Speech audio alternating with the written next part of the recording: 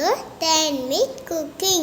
Hi friends, welcome back to my channel. இன்னைக்கு நம்ம என்ன பார்க்க போறோம் அப்படினா நிலக்கடலை பருப்பு சட்னி, அதுக்கு chettinadu kuli paniyaram. சூப்பரான ஒரு காம்போ, சூப்பரா இருக்கும். உங்களுக்கு எத்தனை பேர்ல உங்களுக்கு நிலக்கடலை பருப்பு சட்னியும் பனியாரம் பிடிக்கும்னு சொல்லுங்க கமெண்ட்ல. ஃபர்ஸ்ட் சட்னிக்கு தேவையானது நம்ம படிக்கலாங்க. 2 டேபிள்ஸ்பூன் கடலெண்ணெய், 2 டீஸ்பூன் கடலைப்பருப்பு, 1 கைப்பிடி அளவு கருவேப்பிலை, காரத்துக்கு ஏற்ற மாதிரி வரமிளகாய், 5 பல் பூண்டு, இது போட்டு நல்லா வதக்கிக்கோங்க. வதக்கினதுக்கப்புறம் ஒரு 1/4 எலுமிச்சை மலை சைஸ் இருக்கும் பார்த்தீங்களா, அந்த அளவுக்கு அந்த சைஸில் புளி எடுத்துருக்கேன். ரொம்ப புளி சேர்த்துங்க புளிப்பாக போயிடும். அதுக்கப்புறம் 10 சின்ன வெங்காயம் சேர்த்துருக்கேங்க. வெங்காயம் நல்லா வதங்கி வரட்டும். வெங்காயம் நல்லா வதங்கி வந்ததுக்கப்புறங்க 1/4 மூடி அளவு தேங்காய் சேர்த்திக்கலாம். இப்போ வெங்காயம் நல்லா வதங்கி வந்துருச்சுங்க. 1/4 மூடி அளவு தேங்காய் நம்ம சேர்த்திக்கலாம். சேர்த்திட்டு அடுப்பு ஆஃப் பண்ணிடுங்க. அடுப்பு ஆஃப் பண்ணிவிட்டு தேங்காய் சேர்த்திக்கோங்க. அதுக்கப்புறம் ஒரு 1/4 கப்பு அளவு வறுத்த நிலக்கடலை பருப்புங்க.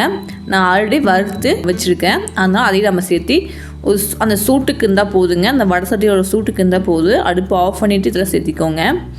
அவ்வளோதான். கடைசியில் உப்பு போட்டு ஆனதுக்கப்புறம் அரைச்சி எடுத்துக்கலாங்க. கொஞ்சமாக கொத்தமல்லி தண்டு இருந்தாலும் சேர்த்திக்கோங்க, தலையும் சேர்த்திக்கோங்க. சூப்பராக இருக்குங்க.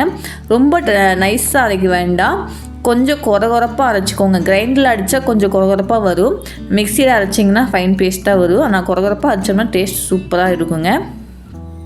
ஆனதுக்கப்புறம் மிக்சியில் போட்டு அரைச்சி எடுத்துக்கலாங்க. கொஞ்சம் வெதுவெதுப்பான தண்ணி ஊற்றுனீங்க அப்படின்னா அரைச்சி வந்துடுங்க. அவ்வளோதான், அரைச்சி எடுத்தாச்சு. சட்னி ரெடி ஆயிடுச்சுங்க. அதுக்கப்புறம் சட்னிக்கு ஒரு தாளிப்பு கொடுத்துடலாங்க. நல்லெண்ணெய் தான் சேர்த்திக்கோங்க. அப்படி இல்லை அப்படின்னா நீங்கள் கடலெண்ணெய் கூட சேர்த்திக்கலாங்க. சேர்த்திட்டு கடுகு, உளுந்தம்பருப்பு, கடலைப்பருப்பு, வரமிளகாய், கருவேப்பிலை போட்டுட்டு நல்லா பொரிஞ்சு கடுகு நல்லா பொரிஞ்சு வந்ததுக்கப்புறங்க நம்ம தாளித்து கொட்டிக்கலாம். அவ்வளோதாங்க, சட்னி ரெடி ஆயிடுச்சு. அதுக்கப்புறம் நம்ம chettinadu kuli பனியாரத்துக்கு ரெடி பண்ணிக்கலாங்க. 1 ஸ்பூன் அளவு கடலெண்ணெய் சேர்த்துட்டு 1 டேபிள் ஸ்பூன் அளவு கடலைப்பருப்பு போட்டுக்கலாம். கடலைப்பருப்பு நல்லா செவந்து வந்ததுக்கப்புறம் 2 பெரிய வெங்காயம் இது மாதிரி பொடி பொடியாக கட் பண்ணி வச்சுருக்கேங்க, அதையும் நம்ம சேர்த்திக்கலாம். வெங்காயம் நல்லா வதங்கி வரணுங்க. இப்போ பாருங்கள், வெங்காயம் நல்லா வதங்கி வந்துடுச்சு. அதுக்கப்புறம் 1 கேரட்டை துருவின கேரட்டை நம்ம சேர்த்திக்கலாங்க. கேரட் வதங்கிறதுக்கு கொஞ்சமாக உப்பு சேர்த்திக்கலாங்க. உப்பு சேர்த்திட்டு நல்லா வதக்கி விட்டுக்கோங்க. கேரட் பச்சை வாசனை போகிற வரைக்கும் நல்லா வதக்கி விட்டுக்கலாங்க. கொஞ்சமாக உப்பு சேர்த்திக்கலாம். நம்ம ஆல்ரெடி மாவில் உப்பு போட்டிருப்போம், அதனால் இதில் கொஞ்சமாக உப்பு சேர்த்திட்டு கேரட்டோட பச்சை வாசனை போகிற வரைக்கும் நல்லா வதக்கி விட்டுக்கலாங்க. இப்போ பாருங்கள், கேரட் பச்சை வாசனை போயிடுச்சு. அடுப்பு ஆஃப் பண்ணிக்கோங்க. அடுப்பு ஆஃப் பண்ணிவிட்டு கொஞ்சமாக கொத்தமல்லி தழை சேர்த்திக்கலாம்.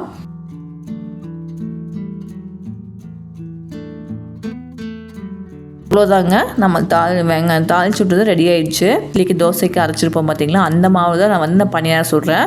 சூப்பராக இருக்குங்க. இதில் நல்லா மாவோடு நல்லா கலந்து விட்டுக்கலாம்.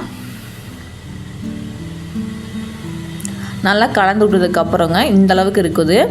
இப்போ நம்ம வந்து பனியாரக்கல்லை வச்சு எண்ணெய் ஊற்றிக்கலாங்க. எண்ணெயை ஊற்றிட்டு மாவு ஊற்றிக்கலாம்.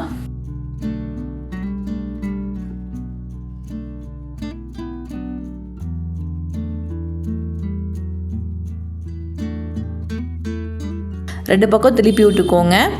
நல்லா வேகட்டும். உள்ள மீடியம் ஃப்ளேம்லேயே வச்சுக்கோங்க. ஸ்பீடாக வச்சிங்க அப்படின்னா உள்ளே வேகாது, வெளியே மட்டும் கருகிடும். அவ்வளோதாங்க, சூப்பராக பனியாரம் ரெடி ஆயிடுச்சு. மேலே மொறுன்னு உள்ள பஞ்சாட்டை பனியாரம் சூப்பர் ரெடி ஆயிடுச்சுங்க. பாருங்கள், மேலே மொறுன்னு உள்ள பஞ்சு மாதிரி இருக்குது பார்த்தீங்களா. சூப்பரான ஒரு காம்போங்க. இதுக்கு சைடிஷ் செமையான ஒரு சைடிஷ் சட்னி. செஞ்சு பாருங்கள். செஞ்சு பார்த்து கமெண்ட்டில் சொல்லுங்கள். அடுத்த வீடியோவில் வேறு ரெசிபியோட பார்க்கலாங்க. இதை புதுனா லைக் பண்ணுங்கள், ஷேர் பண்ணுங்கள், கமெண்ட் பண்ணுங்கள், சப்ஸ்கிரைப் பண்ணுங்கள். பாய்.